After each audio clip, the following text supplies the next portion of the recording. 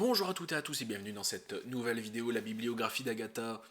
Est-ce que je vais appeler ça un hors-série? Parce qu'en tout cas c'est un numéro bien particulier, je trouve, parce que je vais parler d'une suite de nouvelles, les enquêtes d'Hercule Poirot, une suite de 9 nouvelles. Alors je ne sais plus en quelle année, un paquet de temps plus tard, une nouvelle version est sortie avec une nouvelle supplémentaire, avec une 10e nouvelle que je n'ai pas lue. Moi j'ai une vieille version du Masque des années 60, en 68 c'est sorti ça. Donc une vieille version avec la 10e nouvelle non rajoutée. J'avais vu ça sur le Wikipédia d'Agatha Christie. Est-ce que c'est vrai ou pas? Bon, je pense que le wiki ne ment pas.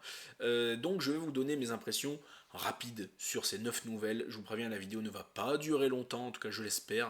Hein. Parce que mes vidéos sont toujours beaucoup trop longues, hein, je vous le dis.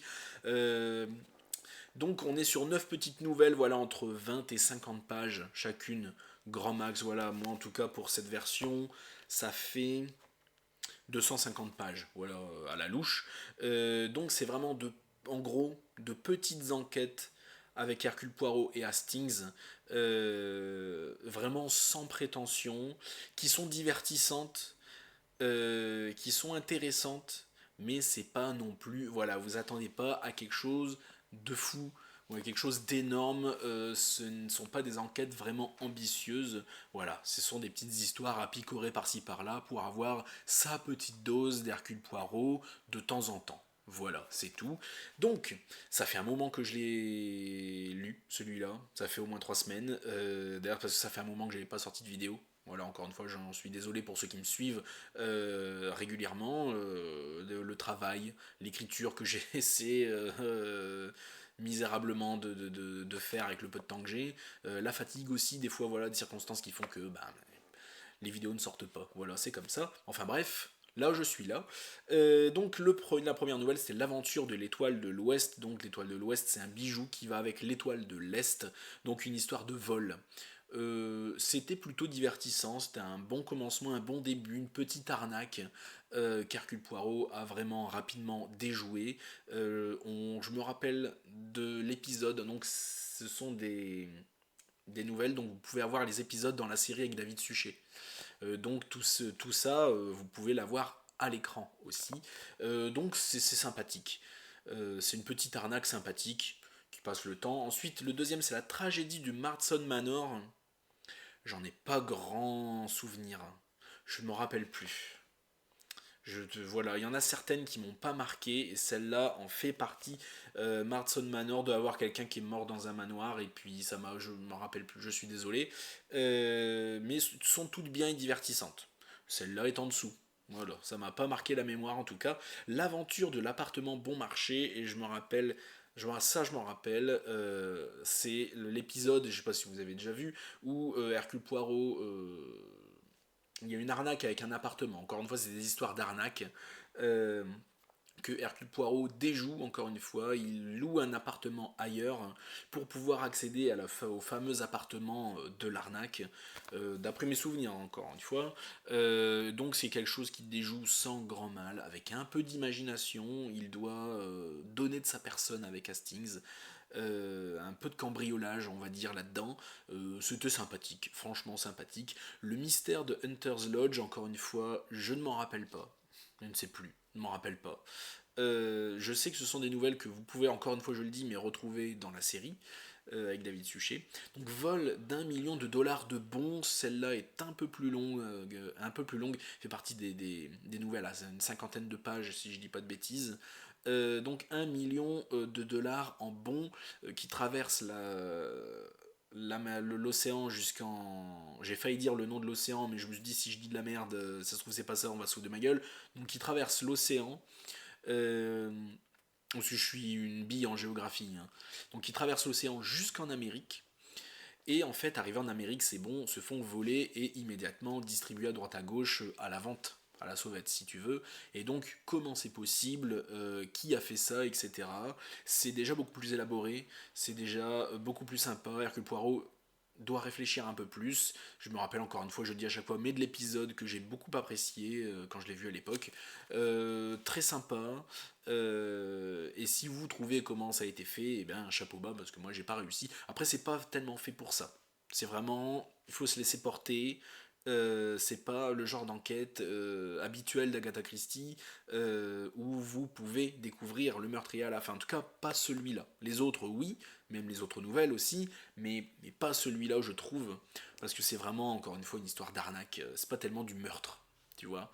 L'aventure du tombeau égyptien, oui. Donc c'est le coup du jeu où le groupe un petit peu d'aventuriers, d'archéologues et compagnie qui découvre le tombeau égyptien, qui l'ouvre et au fur et à mesure, voilà, on connaît ce genre d'histoire où on a parmi ce groupe, ils sont en train de mourir un par un et ils pensent que c'est la malédiction de Ramsès II parce qu'on a ouvert son tombeau, machin. Je dis Ramsès II au pif, je me souviens plus du nom du bonhomme. Euh, donc oui, c'était bien. C'était bien. La fin est un peu décevante quand même par rapport à tout le tout team qu'on met tout autour. Voilà. En fait, je sais qu'Agatha Christie adorait ça. D'ailleurs, son deuxième mari était archéologue, je crois, ou quelque chose comme ça. Euh, donc, c'est vraiment évidemment très bien décrit, très bien mis en scène et compagnie. On sent que ça la passionne.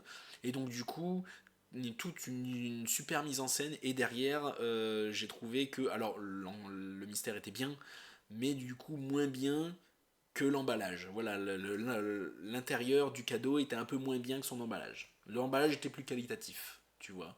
Mais c'était quand même très sympa. L'enlèvement du Premier ministre, ça a été mon préféré, très honnêtement. Où Poirot galère un peu. Je pense que ça doit faire une. Dans mes souvenirs, il est un peu long. J'ai mis un peu de temps à le lire, enfin un peu de temps. On parle sur 1 heure et demie de lecture par nouvelle, en tout cas pour cette nouvelle-là, voilà, une cinquantaine de pages, tranquillou bilou. Voilà, on part sur une bonne heure de lecture, sympa. Euh, oui, parce que, encore une fois, on part sur une arnaque. C'est pas tellement du meurtre là-dedans. Ça change un peu d'habitude, en fait. D'ailleurs, c'est pour ça que j'ai trouvé ça plus léger, plus divertissant et sympathique. Donc, l'enlèvement du Premier ministre anglais qui a été enlevé en France. Donc, il doit aller en France, un peu voir de droite de gauche comment c'est possible, ce qu'il a fait, ses déplacements et tout. Il doit y réfléchir. À la fin, évidemment, il y arrive. Il n'y a aucun problème là-dessus. D'ailleurs, encore une fois, il y a l'épisode qui est très sympa dans la série avec David Suchet. Euh, donc j'ai vraiment bien apprécié celui-là. C'est légèrement tordu. Il faut un gros effort d'imagination. Et voilà, ça aurait mérité un vrai roman entier, celui-là. Je trouve que c'est une idée qui aurait pu faire un roman de 200-250 pages à lui tout seul, je trouve. Le crime de Regent's Court, je m'en rappelle pas. Vous avez vu que 1 sur 2, je m'en rappelle pas. J'en suis désolé. Voilà, c'est le genre de petit crime. Ah si, si, si, ça y est, ça me revient, mon Dieu. Si, si, si. C'est sympa. C'est sympathique. C'est le genre de petit crime dans une maison un peu bourgeoise. Et qui l'a tué. Et puis finalement, c'était pas si compliqué que ça. C'est un petit crime extrêmement classique. Pas dur à résoudre, que même vous et moi, on peut résoudre au bout de la 10e page. C'est vraiment pas compliqué. C'est divertissant. Ça se lit, ça se mange sans faim. On aime. Mais il n'y a rien de foufou là-dedans quand même.